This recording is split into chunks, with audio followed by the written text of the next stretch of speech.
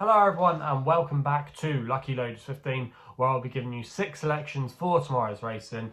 And with my first tip tomorrow, we're going to be heading to Newcastle for the 150 with a horse called Strike Red for Oisin Orr and Richard Fahey. Currently available at 7 to 2. He's been quite well backed, but I think he's got a very good chance in this race. I think the key to him tomorrow could be the return to this course and distance. He won twice here at Newcastle last season, and he really did show his best form when running on the all-weather. He kind of lost his way a little bit, but last time we saw him, it was definitely a step back in the right direction when he finished 4th at Hamilton. He wasn't beaten far at all, and I just think if he can build on that effort, I think he's the one they've all got to beat here tomorrow. Richard Fahey's team are in a lot better form now than they were. They started off the season quite quiet, but the last week or so, they've really been hitting their stride. They already had a winner at Newcastle earlier today, and I just think he's got a very good chance. Still 6 as well, shouldn't be too bad for him. He should get a good turn to the race, and I think he'll be there or thereabouts. And yeah, he's going to be my first selection of the day. We then go to the 225 at Newcastle, the Chip Chase Stakes.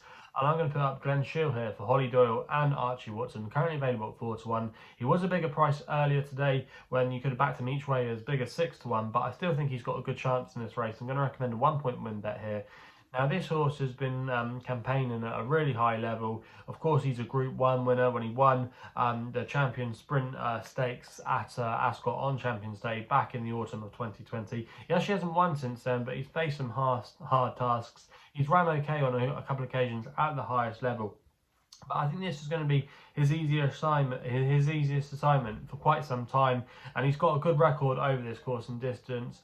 He's won here twice. His last 2 visits here over the course and distance, so returning to the Tapita will really suit him. He's actually the best horse in the race as well on official ratings. He's rated 114. I know William Haggas does have the favourite, but I think she's far too short here, and I think she's got a few question marks to answer taking on her elders, and she's got no form on the all-weather as well. So for me, Glen Shiel, I think is a really solid option here, and I think the drop down in class could be key. He'll be ridden handily, and I think he'll stay there at the end of the line, and I think he'll win quite comfortably. So he's going to be my selection there. We then go to my next best of the day at Windsor with a horse called Modern News for Adam Kirby and Charlie Appleby, currently available at 13 to 8. This is the feature on Windsor's cast tomorrow. It's a listed race, but I think he's got quite good value there at 13 to 8, and arguably he could be odds on. I think you need to put a line for his run at Epsom when he finished second. Epsom clearly isn't his track. He's run there in the past, and he just didn't seem to handle it. This is going to be his gravy. He won here on his penultimate start very easily, very impressively. I still think he's a horse that could potentially have Group 1 potential when he's running on the right track for him. I think he'll get an easy lead. I think Adam will go to the front. I think he'll set the fractionals, and I think tactically he'll be suited by this smaller setup. So I think there's a lot in his favour tomorrow, and I think Modern News can bounce back to form and take that race at Windsor. We then go to the next race I'm going to preview, which is the 3:30 at Newcastle. It's the feature race of the day there, the Northumberland Plate, and I'm going to go with my long shot of the day here, Golden Flame for Connor Beasley and Charlie and Mark Johnson, currently available at 28 to 1 with SkyBet, who are offering 7 places on this race.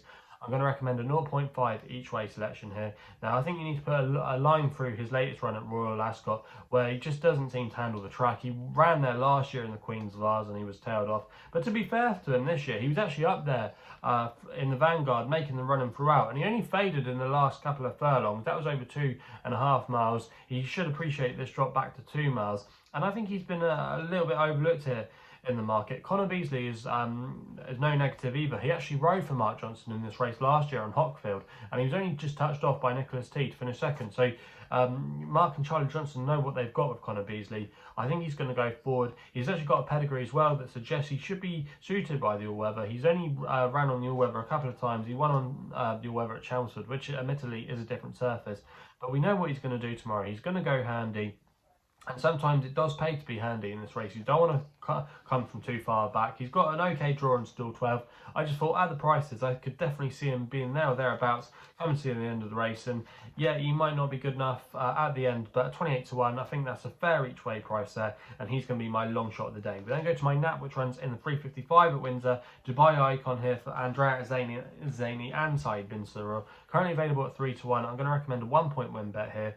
Now, Andrea Zaini, when I was looking at him, he's actually right on fire at the moment. He's riding crest of the wave. He's actually, before today, he was operating at a 38% strike rate, and Side team have been in good form. They had City walk win for them earlier tonight in Newcastle. They're operating at around about 28% strike rate. And I think this horse will strip fitter for his recent run at Nottingham, which has worked out really well. You had Dark Shift in that race go on to win the Royal Hunt Cup at Ascot. The second horse as well won at Salisbury earlier in the week. There's a lot of good form from that Nottingham race. And again, I think this could be a tactical affair, and I think he'll just go to the front and make all. He does have to give away a bit of weight off a mark of 104, but I didn't think this was the strongest race for the grade. And again, I just think he'll go to the front, make all, set the fractions, and I think he'll be good enough to win. And he's one of my, like I say, he's my strongest bet on the day. So he's going to be the selection in the 355 at Windsor. We then go to the 520 at Chester for an extra tip to end the card there. Bailey's Derby Day, not an original selection here for Franny Norton. Again, for Charlie and Mark Johnson, currently available at 7 to 4. I'm going to recommend a 1-point win bet here.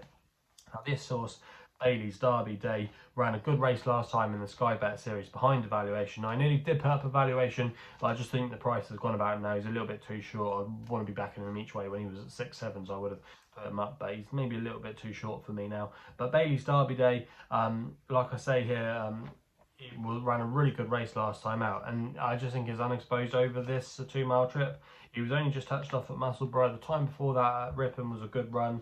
He won't mind if there is a little bit of ease in the ground. He's run okay on it in the past. And I think he's a class above these, and I think the Johnsons have found a good race to win. So yeah, he's going to be my last selection of the day in the 520 at Chester. So that rounds off then the video for tomorrow's racing. Let me know in the comments box below what you're going to be backing tomorrow. If you're still enjoying these videos, remember to hit the thumbs up button and subscribe here to the YouTube channel at LuckyLoaders15. If you want to follow me on the socials as well, Twitter and Insta are the places to do so, where my handle is at LuckyLoader15. Please gamble responsibly, and we'll be seeing you again soon.